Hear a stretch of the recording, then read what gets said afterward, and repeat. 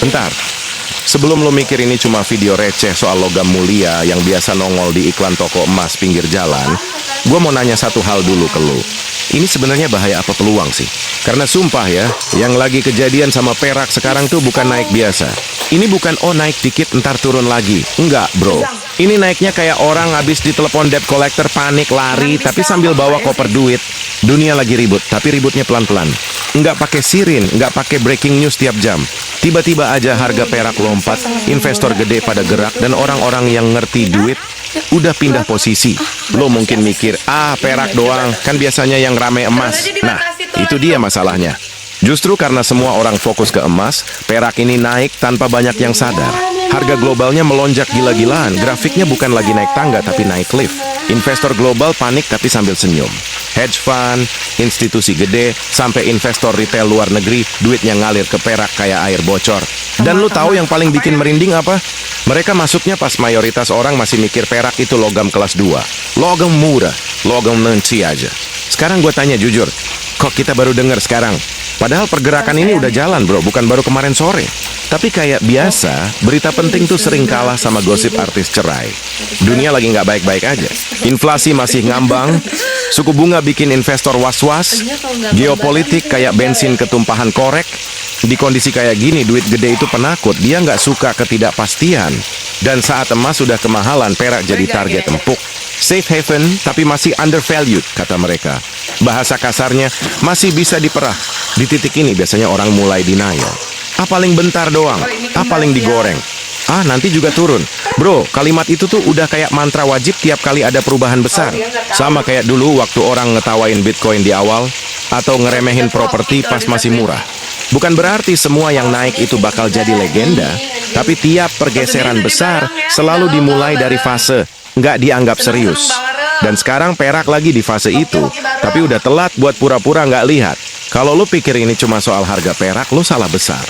Ini bukan sekadar grafik hijau atau merah. Ini soal arus duit global yang lagi ganti jalur. Ini soal ketakutan kolektif orang-orang yang pegang triliunan, yang lebih milih parkirin duit di logam daripada percaya sama sistem keuangan yang makin hari makin absurd.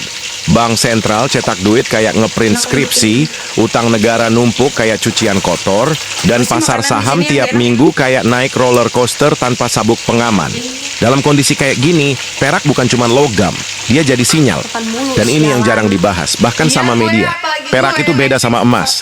Dia bukan cuma disimpan, tapi dipakai. Dipakai di industri, teknologi, energi, elektronik, artinya apa? Begitu permintaan finansial naik, sementara permintaan industri jalan terus, tekanannya dobel. Supply-nya nggak segampang ngejar. Tambang perak itu kebanyakan hasil sampingan, bukan tambang utama. Jadi pas dunia tiba-tiba lapar perak, ya pasar ngos-ngosan, dan harga, ya lo lihat sendiri sekarang.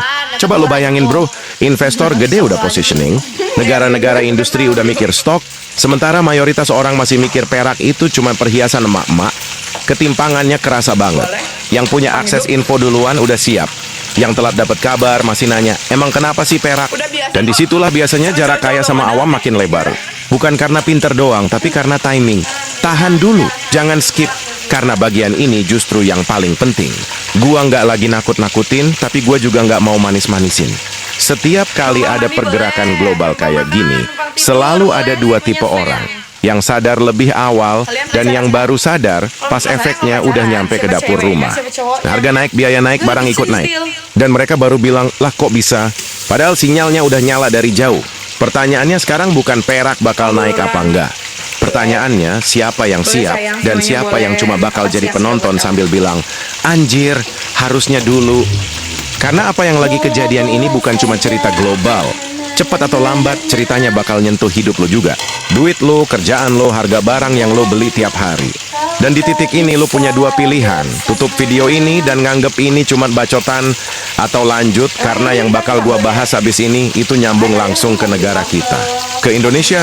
Dan percaya deh, posisinya nggak sesimpel yang lo kira. Lo mungkin ngerasa cerita tadi kejauhan kayak, ya itu kan urusan luar negeri. Tapi lucunya, dampaknya pelan-pelan nyampe ke sini. Ke negara yang tiap hari kita banggakan, tapi sering nggak kita pahami posisinya. Indonesia negara besar, pasar gede, penduduk banyak, tapi urusan perak, kita ini lebih sering jadi pembeli, bukan pengendali. Kita ikut arus, bukan yang bikin gelombang. Dan ini bukan nyinyir, ini fakta yang jarang dibahas dengan jujur. Perak yang lagi diborong dunia itu sebagian besar datang dari rantai pasok global yang panjang. Indonesia, kita punya sumber daya iya, tapi perannya lebih ke pinggiran, bukan pemain inti. Kita impor, kita konsumsi, kita pakai buat industri, tapi kontrol harga hampir nol. Begitu harga global naik, yang pertama kerasa itu bukan di laporan kementerian, tapi di level bawah. Industri kecil mulai ngeluh, biaya bahan naik, margin kepotong, tapi di sisi lain ada juga yang senyum-senyum. Yang punya akses, yang pegang stok, yang ngerti timing, yang kaya makin pede, yang awam makin bengong. Coba lo perhatiin pola klasiknya. Tiap ada komoditas naik, narasinya selalu sama. Ini bagus buat ekonomi, ini peluang. Tapi peluang buat siapa dulu? Buat yang udah siap.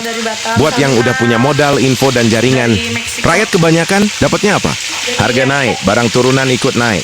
Dan kalau ditanya, jawabannya sering muter. Katanya pasar global, katanya mekanisme, katanya nggak bisa dihindari. Ujung-ujungnya yang disuruh adaptasi ya kita lagi. Dan di titik ini biasanya orang mulai denial. Lebay, ini cuma perak. Indonesia kan kuat, pemerintah pasti ngatur. Bro, gua nggak bilang kita lemah, tapi gua juga nggak mau pura-pura buta. Literasi finansial kita masih sering kalah sama literasi gosip. Kita baru rame bahas sesuatu setelah viral. Setelah harganya naik tinggi, setelah media besar baru ngangkat. Padahal duit gede tuh nggak nunggu viral. Mereka masuk pas sepi, pas orang masih ketawa. Yang bikin nyesek itu bukan cuma soal harga, tapi soal posisi. Indonesia itu sering ada di tengah-tengah, cukup besar buat kena dampak global, tapi belum cukup kuat buat ngatur mainannya. Jadi kalau dunia panik dan pindahin duit ke perak, kita ikut kena imbas. Kalau harga naik, kita bayar lebih mahal. Kalau turun belum tentu kita kebagian untungnya. Ketimpangan ini halus bro, nggak kelihatan di permukaan tapi kerasa di perut. Dan ini yang jarang dibahas, bahkan sama media. Perak itu bukan cuma soal investasi, dia nyambung ke industri teknologi energi. Artinya tiap lonjakan harga itu ada efek berantai. Tapi diskusinya sering berhenti di harga hari ini sekian. Nggak pernah dibawa ke pertanyaan lebih dalam. Siapa yang diuntungkan, siapa yang nanggung? Kita kebiasaan jadi penonton di pertandingan yang tiketnya kita bayar sendiri. Gue sering dengar orang bilang, ya udahlah mau gimana lagi. Nah, mentalitas ini nih yang bikin kita sering telat. Kita pasrah duluan. Padahal di level global, nggak ada kata pasrah. Yang ada cuma cepat dan lambat. Yang cepat ngatur posisi, yang lambat kebagian sisa. Dan di kondisi sekarang, perak itu lagi jadi salah satu medan tempur baru. Duit gede lagi adu cepat, adu sabar, adu info. Sementara kita, masih debat ini penting apa enggak. Tahan dulu, jangan skip. Karena bagian ini justru yang paling penting. Gue bukan lagi nyuruh lo panik. Gue cuma pengen lo sadar. Indonesia itu bisa untung dari situasi kayak gini, tapi juga gampang banget jadi korban. Untung kalau kita naik kelas, ngerti pola, nggak cuma ikut-ikutan. Korban kalau kita cuma bereaksi, bukan antisipasi. Dan sejauh ini jujur aja kita lebih sering di mode reaktif. Humornya begini bro. Kita sering bangga bilang Indonesia kaya sumber daya. Tapi tiap kali harga sumber daya naik di pasar global, kita kaget sendiri. Kayak orang punya sawah tapi beli beras mahal. Lucu, tapi sedih. Dan setiap kali ada yang nyentil soal ini, jawabannya defensif. Padahal kritik itu bukan buat nyerang, tapi buat bangunin. Biar kita nggak selalu telat satu langkah. Kalau lo pikir ini cuma soal harga perak, lo salah besar. Ini soal pola lama yang keulang terus. Komoditas naik. Euforia sebentar, lalu realitas. Yang siap selamat. Yang enggak, ya belajar dengan cara paling mahal. Dan sekarang gue mau lempar satu pertanyaan yang mungkin bikin lo diem sebentar. Di tengah perak yang lagi gila-gilaan ini, kita ini sebenarnya pemain atau cuma penonton yang ribut pas lampunya udah dimatiin? Sekarang kita bongkar satu ilusi paling umum yang sering bikin orang kejebak. Seolah-olah perak itu emas versi murah, emas kelas 2 yang tinggal nunggu giliran buat to the moon. Padahal realitanya nggak sesederhana itu bro. Perak bukan emas kedua, tapi juga jauh dari kata sepele. Dia ada di wilayah abu-abu yang bikin banyak orang salah ambil sikap. Yang satu terlalu ngeremehin, yang satu terlalu berharap. Dan biasanya dua-duanya berakhirnya sektor perak itu keras kepala.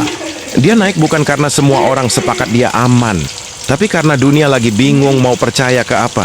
Emas sudah mahal, obligasi nggak seksi, saham bikin jantung copot, kripto bikin orang PTSD. Di situ perak masuk, bukan sebagai pahlawan tapi sebagai alternatif. Dan yang diuntungkan pertama kali bukan orang yang baru sadar hari ini, tapi mereka yang udah lama mantau, yang masuk pas sepi, yang ngerti kalau pergerakan besar itu selalu dimulai tanpa sorotan kamera. Di titik ini biasanya orang mulai denial, paling juga ini siklus. Paling, bentar. Bro, bisa aja. Tapi yang sering kejadian orang pakai kata siklus buat nenangin diri, bukan buat analisis. Padahal yang penting itu bukan nebak puncak atau dasar, tapi paham konteks. Kenapa perak dilirik? Kenapa sekarang? Kenapa duit gede pindah ke situ? Kalau lo cuma fokus ke harga, lo bakal ketinggalan cerita besarnya. Dan ini yang jarang dibahas, bahkan sama media. Perak itu kayak cermin kecil buat kondisi dunia. Dia mantulin ketidakpastian. Begitu banyak negara nggak yakin sama sistemnya sendiri, mereka cari pegangan lain. Bukan cuma buat simpan nilai, tapi buat jaga opsi. Dan di kondisi kayak gini, yang beneran diuntungkan itu bukan yang paling heboh, tapi yang paling tenang. Yang nggak FOMO, tapi juga nggak tutup mata. Masalahnya di level awam, narasi yang nyampe sering kepotong. Jadinya hitam putih, entah perak dianggap penyelamat atau dianggap gorengan. Padahal kenyataannya ada di tengah. Dan orang yang telat masuk diskusi ini sering cuma dapat dua pilihan ekstrim itu. Akhirnya bingung, akhirnya